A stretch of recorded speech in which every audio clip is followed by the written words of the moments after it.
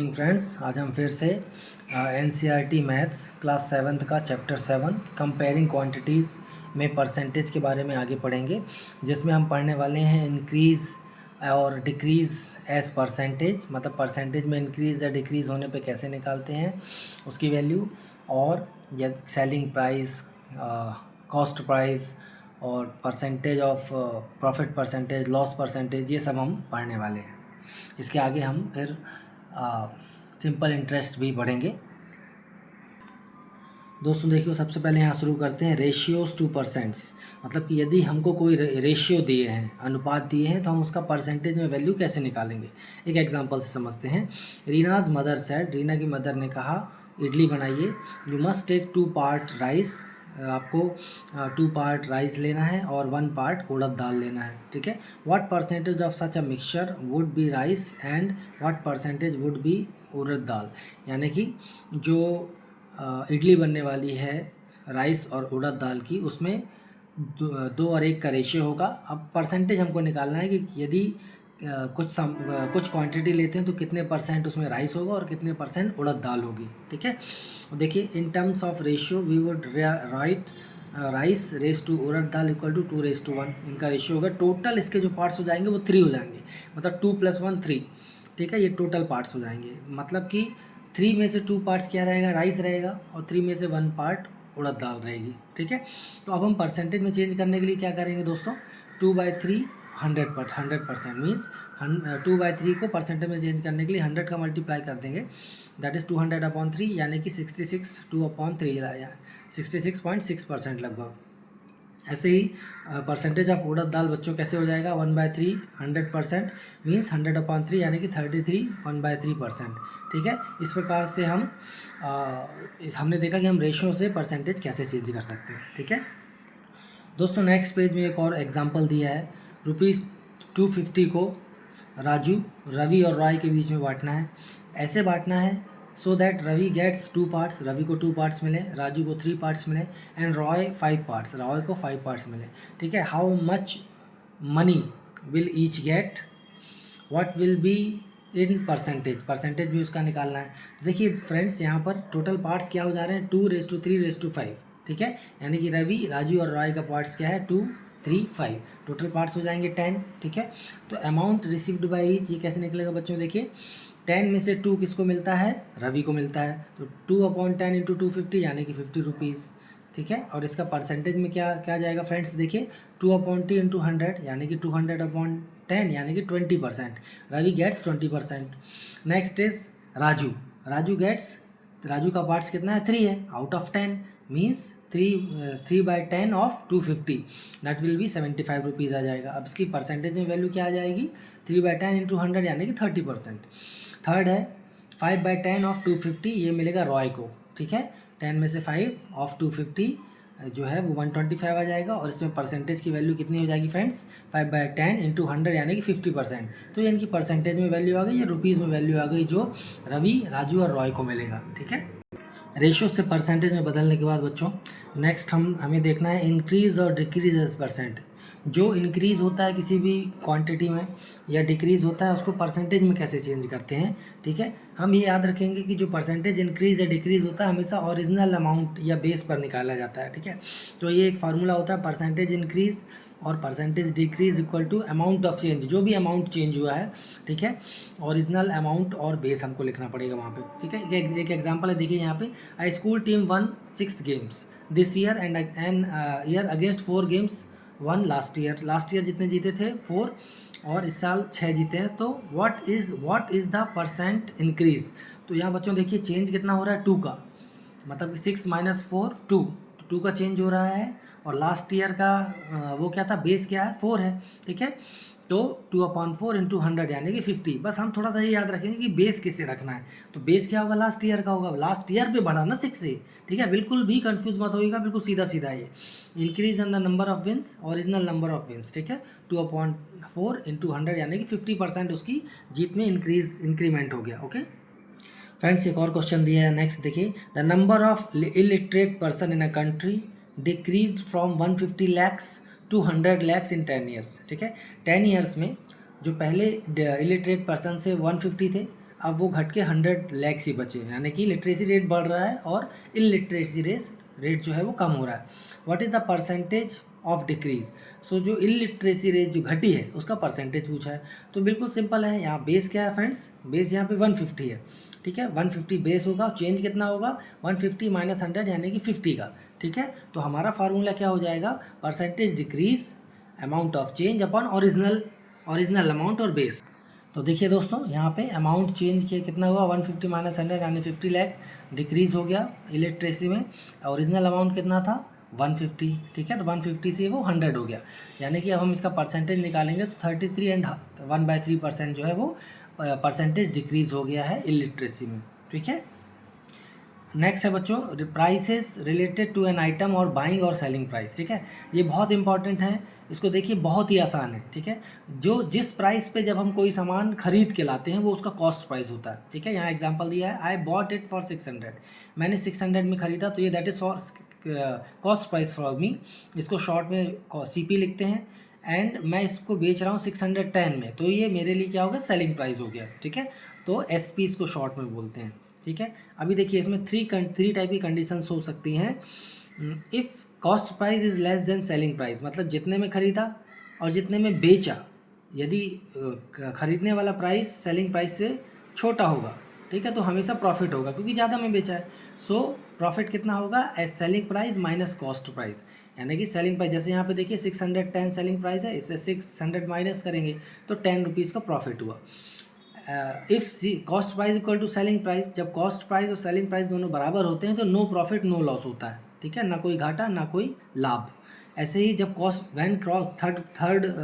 Third situation is when cost price is greater than selling price, जब cost price selling price से बड़ा है तब हमेशा क्या होगा लॉस होगा, क्योंकि जितने में ख़रीदा उससे कम में बेचना पड़ा उसे, तो हमेशा इसका लॉस होगा, CP माइनस SP होगा, ठीक है। यहाँ कुछ एग्जांपल दिया गया है, ठीक है। I bought for ₹72 is sold at 80, तो यहाँ 8 रुपीज़ का फ़ायदा हुआ उसका, ठीक है। A T-shirt bought at 120 and sold at 100, यहाँ पे देखिए लॉस हुआ, 120 में ख़रीदा 100 में बेचा, तो कॉस्ट प्राइस 120 है, सेलिंग प्राइस 100 है, तो 20 रुपीज़ का लॉस हुआ। A cycle bought for 800 is sold for 940, खरीदा साइकिल को 800 में और बेचा 940 में, यानी कि 940 माइनस 100 माने 140 का उसमें उसको प्रॉफिट हुआ, ठीक है। अब फ्रेंड्स देखिए इसका परसेंटेज भी निकालना है। अभी तो हमने यहाँ पे अमाउंट निकाल लिया कि प्रॉफिट का अमाउंट कितना होगा, लॉस का अमाउंट कितना होगा। अभी हमको मान लीजिए परसेंटेज निकालना है, ठीक है।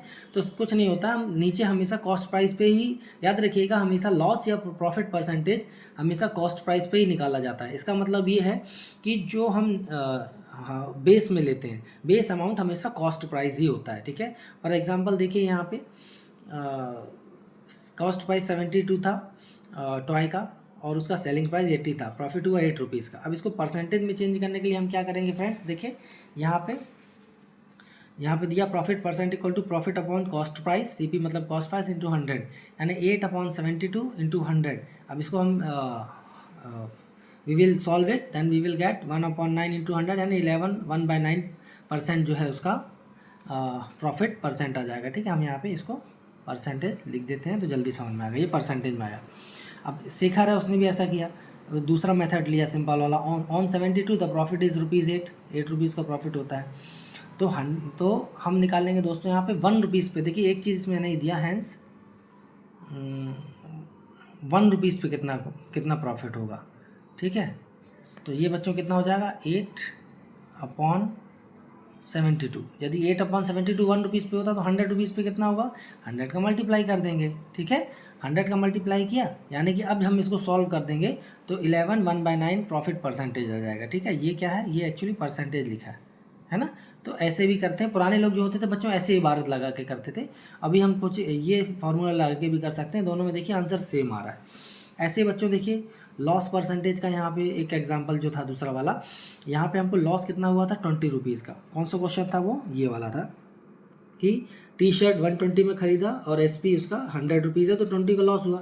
तो loss percent equal to loss upon CP into 100, यानी कि 20/120 इंटू 100, यानी कि 50/3 16 2/3। अभी देखिए यहाँ पे देखो ये सिंपल मेथड है, on ₹120 the loss is 20 rupees का लॉस होता है 120 पे, ठीक है। तो 1 रुपीज़ पे कितना लॉस होगा, 1 रुपीज़ पे दोस्तों 20/120 लॉस हो जाएगा। जब 1 रुपीज़ पे 20/120 हुआ तो 100 रुपीज़ पे कितना होगा, तो हम 100 का मल्टीप्लाई कर देंगे 20/120 में, ठीक है। ये थोड़ा इबारत वाले क्वेश्चन याद रखेंगे ना तो ये बहुत आसान होता है, या फिर लॉस परसेंटेज भी निकालने पे सीधा सीधा कर सकते हैं। ये वैसे आसान है, इसको समझिए, ठीक है, बिल्कुल बेस है। 15/3 यानी कि 16 2/3 इसका जो है वो लॉस परसेंटेज आ जाएगा, जिसमें उसको टी शर्ट को लॉस में बेचना पड़ा, ठीक है। आगे भी कुछ क्वेश्चंस दिए गए हैं, ठीक है। यहाँ पे देखिए, the cost of flower vase is 120, the shopkeeper sells it at loss 10% loss में बेचा, find the price at which it is sold, ठीक है। तो उसको अभी देखिए, हमको दो चीज़ें तो पता है यहाँ पे, हमें इसका कॉस्ट प्राइस पता है और लॉस परसेंटेज पता है 10%। हमसे पूछ रहा है कि वो किस प्राइस, उसका सेलिंग प्राइस निकालना है। तो ठीक है, सेलिंग प्राइस निकालने के लिए हम क्या करेंगे, ये दो मेथड दी गई हैं यहाँ पे, ठीक है।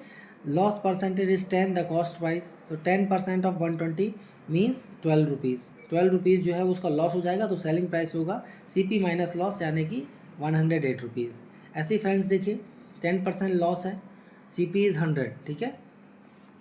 When loss is 10% means CP is 100, loss is ₹10. Therefore SP would be 100 minus 10 यानी कि 90 रुपीज़, ठीक है। When CP is 100, SP is 90। जब कॉस्ट प्राइस 100 है तो सेलिंग प्राइस 90 रुपीज़ है, ठीक है। अब हम इसको ऐसा भी देख सकते हैं, तो यदि इफ़, एक लाइन यहाँ ले देता हूँ, इफ़ CP is 1 रुपीज़ 1, तो SP कितना हो जाएगा बच्चों, SP हो जाएगा 90/100, ठीक है। SP 90/100 रुपीज़ हो जाएगा, ये इसीलिए यहाँ पे लिखा है 90/100, ठीक है। तो 120 रुपीज़ पे कितना, मतलब जब यदि इफ़ यदि CP 120 होता तो SP कितना होता, तो ये 1 रुपीज़ का तो 90/100 होता, तो 120 रुपीज़ में कितना होता, 90/100 इंटू 120 यानी 108 रुपये में उसका सेलिंग प्राइस होता है। ये कुछ इबारत ऐसे ही जमती हैं, आप एक के लिए हमेशा निकाल लीजिए, 1 के लिए आपने निकाला तो आप 120 रुपीज़ के लिए या कितने भी रुपीज़ के लिए आसानी से निकाल सकते हैं, यही इबारत में जमाना कहलाता है, ठीक है। नेक्स्ट पेज में देखिए बच्चों, एक और क्वेश्चन दिया है, selling price of a toy car is 540, SP दिया 540, प्रॉफिट जो है वो 20% है, सो इसका कॉस्ट प्राइस पूछा, CP पूछा है, ठीक है। तो एक जो फर्स्ट वाला क्वेश्चन है CP सिंपल वाला, जो हम मेथड लगाते हैं, profit 20% of CP and SP equal to CP plus profit होता है, ठीक है। तो 540 equal to CP plus 20% of CP, यानी कि CP और CP का 20% ये 540 के बराबर है, तो CP 20/100 CP, तो 1 प्लस 5 CP, तो ये 6/5 CP कॉस्ट प्राइस आ गया। देयरफॉर 540 ऑफ, ये ट्रांसपोज कर दिया वहाँ पे, तो 5/6 आ गया CP, इसको कट किया दोस्तों तो 450 रुपीज़ कॉस्ट प्राइस हो गया, ठीक है। ऐसे ही देखिए बच्चों, सेकंड क्या दिया, 20% profit will mean if CP is 100, यदि 100 CP 100 है तो 20% प्रॉफिट हुआ, ठीक है, यानी कि प्रॉफिट 20 रुपीज़ है। देयरफॉर सेलिंग प्राइस यदि 120 है, when SP is 120 CP is 100, ठीक है। When SP is 120 CP is 100, hence यदि हम इसको ऐसा लिख सकते हैं, SP इज़ ₹1, इसको हमेशा ध्यान रखिएगा, hence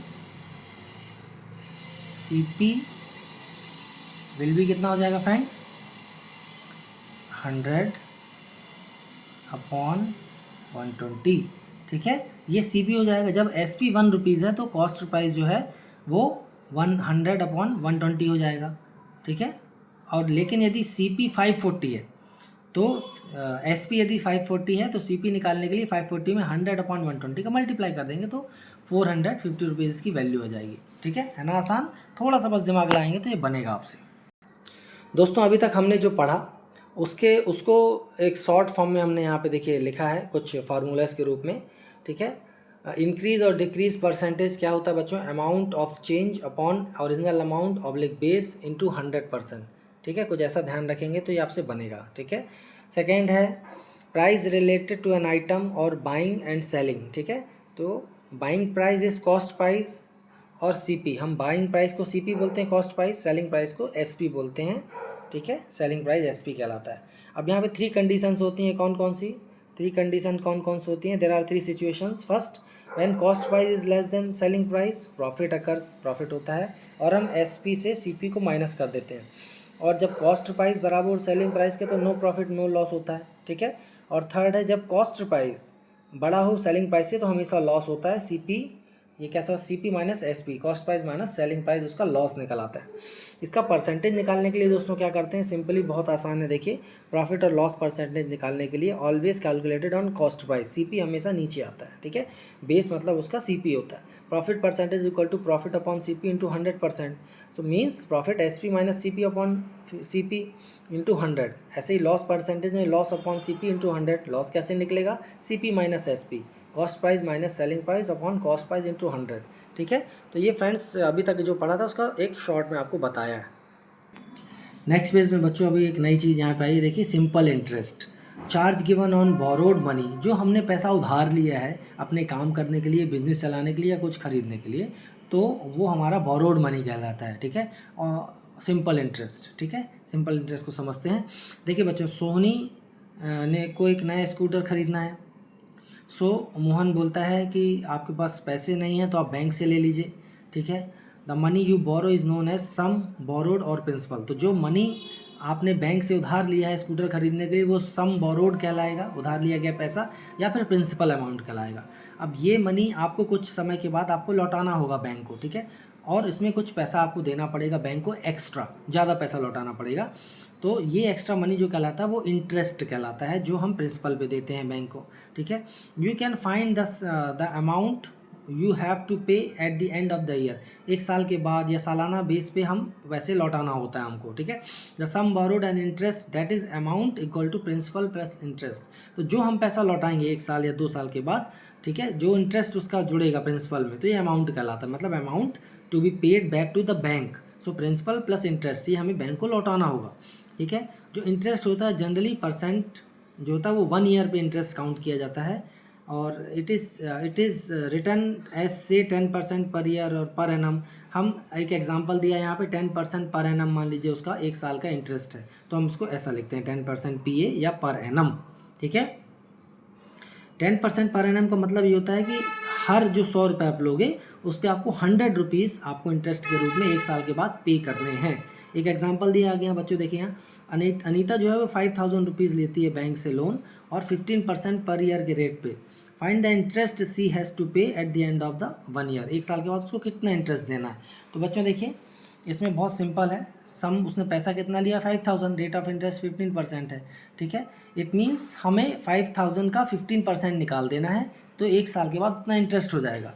so 15% of 5000 means 15/100 into 5000, यानी कि 750 रुपीज़ उसको इंटरेस्ट लगेगा 1 साल के बाद। तो अमाउंट कितना पे करेगी वो 1 साल के बाद, 5000 प्लस 750, मीन्स बैंक को उसको लौटाना पड़ेगा 5750 रुपीज़। यही जो है वो रेट ऑफ इंटरेस्ट के साथ अमाउंट कहलाता है, जो उसे 1 साल बाद लौटाना पड़ा, ठीक है। तो ये कैसा एक फार्मूला यहाँ बनेगा, देखिए R in P into R upon 100, ठीक है, जब 1 साल के लिए। अब जब मल्टीपल ईयर्स के लिए इंटरेस्ट है तो इसके साथ टी और जुड़ जाएगा बच्चों, ठीक है। तो interest for the simple for multiple years, तो ये एक फार्मूला बनता है P into R into T upon 100। So simple interest on I मतलब कि interest, T for time and R for rate of interest, ठीक है। So P into R into T, ठीक है। तो ये इसका सिंपल इंटरेस्ट का जो है फार्मूला बनता है। एंड जो अमाउंट मिलेगा बैंक को एंड ऑफ द ईयर या टी ईयर्स के बाद, तो amount equal to principal plus I for interest, ये दोनों जोड़ के अमाउंट मिलता है, ठीक है। तो फ्रेंड्स सिंपल इंटरेस्ट का फार्मूला जो होता है वो होता है I is equal to P into R into T, या टी इंटू आर लिख दीजिए upon 100, where P is principal, T is time and R for rate of interest per year, ठीक है। फ्रेंड्स नेक्स्ट पेज में देखिए simple interest निकालने के लिए एक फार्मूला, एक क्वेश्चन भी दिया है। If Manohar pays an interest ₹750 for 2 years, 750 rupees 2 years तक अमाउंट वो देता है, ठीक है, rate interest on a sum of 4500 find the rate of interest. हमें रेट ऑफ इंटरेस्ट निकालना है। सीधा सीधा फार्मूला यहाँ पे हमने लगाया, I interest rate of interest simple interest equal to P into R into T या P T R upon 100। So value put up कर देंगे हम। Interest is 750, year is time is 2 years, principal is 4500, R हमको find करना है। सो हम इसकी value जब निकालेंगे फ्रेंड्स, ठीक है, आप देखिए यहाँ पे सीधा सीधा आप इसको ये 200 से 20 कैंसिल कर दीजिए, ट्रांसपोज इसको यहाँ तरफ करेंगे तो r इक्वल टू 750, ये 45 इंटू 2 इसके नीचे चला जाएगा, ठीक है, मीन्स ये जब 90 हो जाएगा, अब इसको कट करेंगे ये तो 8 1/3% जो है रेट ऑफ इंटरेस्ट आ जाएगा। ऐसे देखिए फ्रेंड्स, सेकंड एक सॉल्यूशन दिया है, 2 ईयर्स इंटरेस्ट इतना 750 है, तो 1 ईयर का इंटरेस्ट कितना होगा 375। जब on 4500 interest paid is 375, hence rupee on rupees 100, ठीक है। सो आपको इतना इंटरेस्ट पेड किया है आपने, ठीक है, तो 1 रुपीज़ पे इंटरेस्ट कितना पे करना पड़ेगा, 1 रुपीज़ पे आपको कितना करना पड़ेगा 375 अपॉन 4500, ये 1 रुपीज़ पे इतना इंटरेस्ट फाउंड करना पड़ेगा। तो फिर हमें 100 रुपीज़ पे कितना करना पड़ेगा दोस्तों, तो उसके लिए हम 375 इंटू 100 अपॉन 450 करेंगे, तो ये 8 1/3 जो है इसका रेट ऑफ इंटरेस्ट निकल आएगा, ठीक है।